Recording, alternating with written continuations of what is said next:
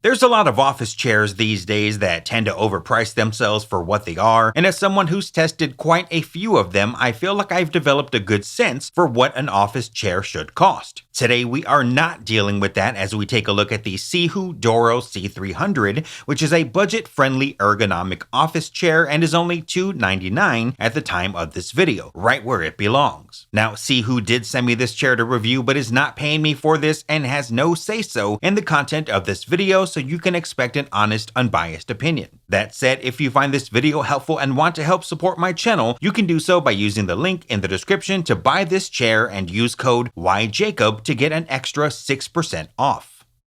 So let's talk about this chair, its features, I'll give my honest feedback and experience along the way, and we'll end this video with the unboxing and assembly in case you purchase this chair and need some help putting it together.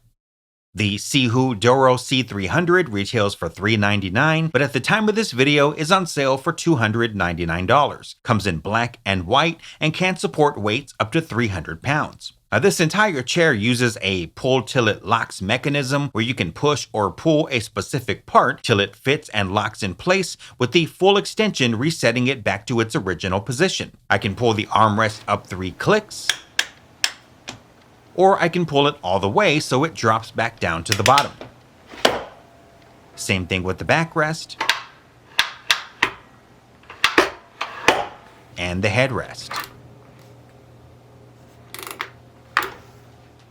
Starting from the top to the bottom, the headrest is fully adjustable as I've just demonstrated, and once you found a depth you like, you can also tilt the headrest up and down to fit your specific curvature. If you watch my videos, you'll know that I'm just not a fan of headrests in general and prefer to have my head and neck free with open space instead of being pushed forward by a headrest. Since the headrest can be set back to its furthest position, I can have my full freedom of movement and move it forward if I decide to recline and want the support. If you are a fan of headrest, you'll be happy to know when I have used it, the mesh is soft and comfortable and easy to adjust in the sitting position. Below that, we have the backrest and lumbar support, and once again, the backrest is height adjustable to accommodate different heights using the same pull it till it clicks and locks in place mechanism as the headrest. The lower lumbar support that presses into your lower back isn't adjustable, however, the mesh is soft and gentle and unlike other mesh chairs I've tried, doesn't cause itchy skin if you choose to sit in it shirtless.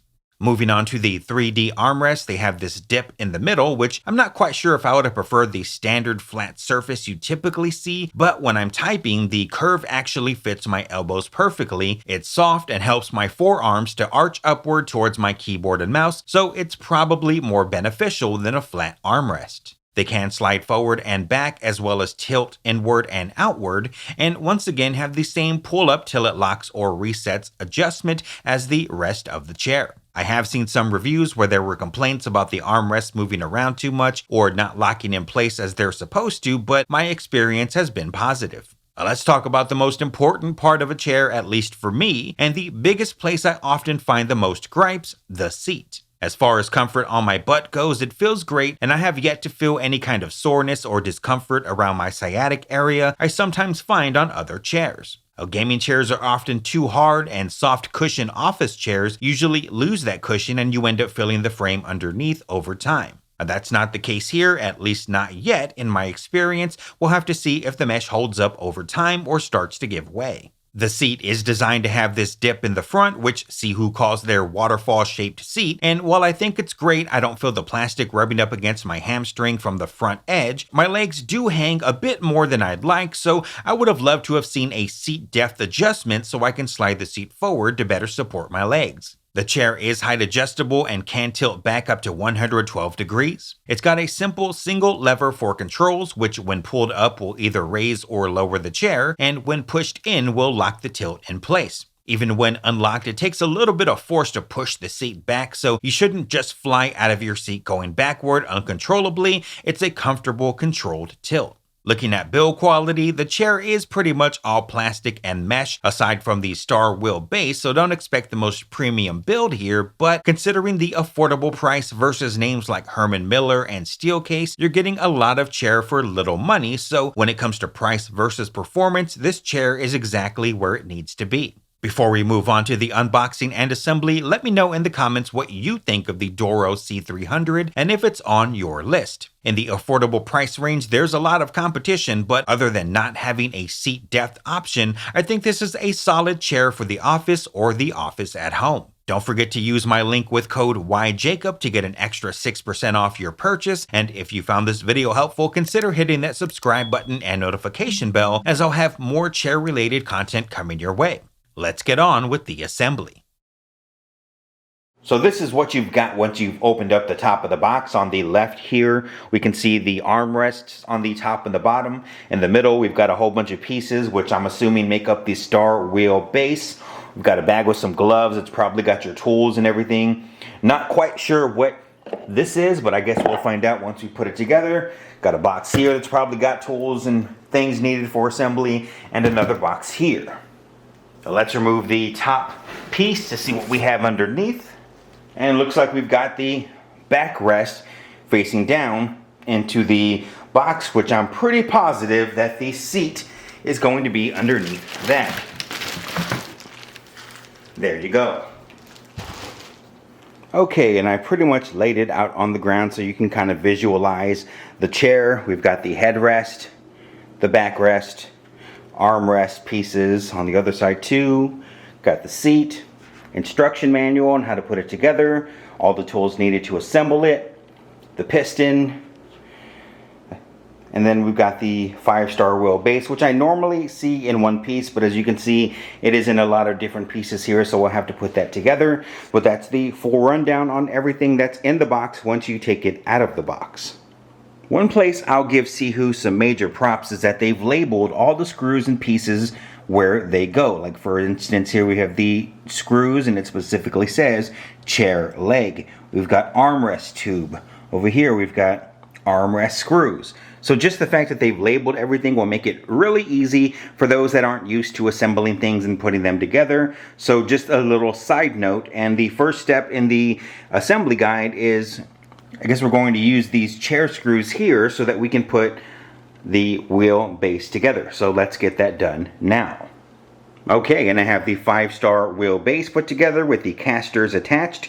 And I will say this is the first office chair that I've had sent to me that didn't have just one solid piece for the wheel base. So it was a little bit of a hassle putting these pieces together. It would have saved me a lot of time if it was just one solid piece and I could have just put the wheels on and went on from there. So just something to think about. I think that you know, I don't know what the difference is when it comes to production costs and all that, but one solid piece would have been much, much better.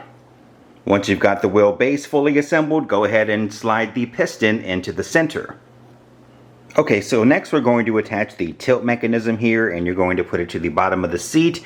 One screw there, there, there, and there. And just make sure that this little piece with these 3 brass colored screw holes is the front of the chair, and that when you attach the tilt mechanism that the lever is on the left side. If you face it just like this, you'll be just fine. Once you've done that, this hole here is going to go right on the piston, so you'll put that on there to make it one piece. And then this, when we get to that point, is going to be used to attach the backrest on the bottom right there. Should attach to this. So let's go ahead and put it on the piston.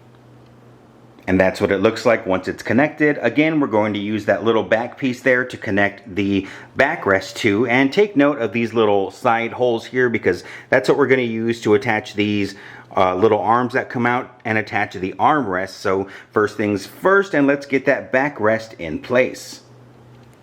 Okay, and we've got the backrest connected. We can see the 3 screws underneath that I've tightened to lock it in place. And then if we pay attention to the sides here, you can see that there's 2 holes inside this space I was talking about for the armrest. You're going to attach this piece, and then on this end you're going to use these screws here to attach it to this part of the armrest. So again, armrest will connect to this, and then this will connect right here. Let me show you what that looks like once it's done. Okay, and we have both armrests attached. Everything is tightened up as it should be. The final step is, if we turn it around here, is to attach the headrest, which I already have the headrest up here, but it's not tightened in place just yet, and we can see where we're going to do that. Let's do that final step so we can see the chair fully assembled. Now that the headrest is fully attached, the Doro-C300 is now fully assembled. That's going to wrap things up for today. Until next time, thank you for watching, stay tuned, and have a great rest of your day.